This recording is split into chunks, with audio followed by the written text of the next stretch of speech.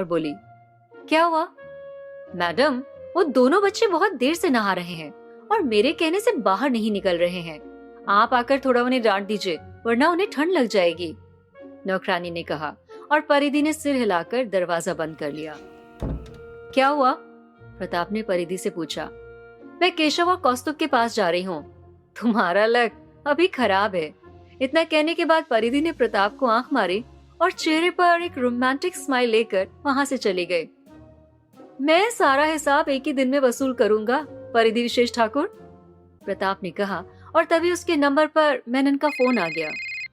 हाँ मेनन, क्या हुआ? काम हुआ या नहीं? प्रताप ने फोन उठाते हुए पूछा। नहीं सर, ये मान नहीं रहा है। मैंने पैसे भी ऑफर किए और धमकी भी दी, लेकिन लगता है ये काफी मोटी चमड़ी का बना है, डर ही नहीं रहा है, मेनन ने जवाब दिया। या फिर हो सकता है कि किसी का हाथ उसके सर पे हो जिसकी वजह से उसकी चमड़ी मोटी हो गई हो, प्रताप ने कहा।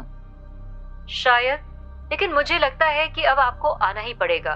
मैं रवि और विकी को भेज रहा हूँ, आप रेडी रहिए, मेनन ने कहा और प्रताप ने ठीक है बोलकर फोन काट दिया।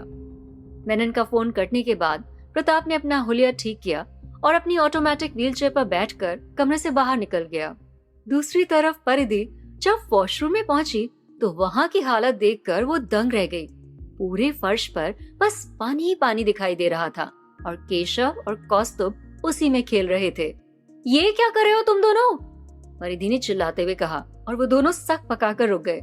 आंटी वो, केशव ने सफाई देनी चाहिए, लेकिन उसके कुछ बोलने से पहले ही परिधि ने कहा, इसी वक्त बाहर आओ, चलो।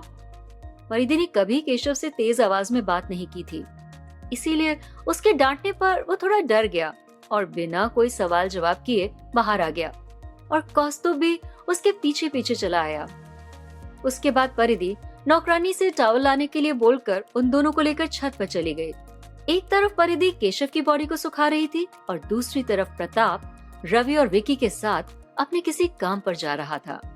परिधि ने केशव को सुखाकर उसकी बॉडी से टॉवल लपेटकर उसे बिठा दिया और अब कौस्तुभ को सुखाने लगी।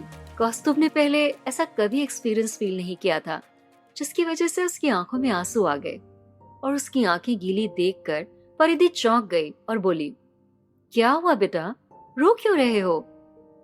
कुछ नहीं आंटी, बस ऐसे ही, कौस्तुभ ने जवाब दिया और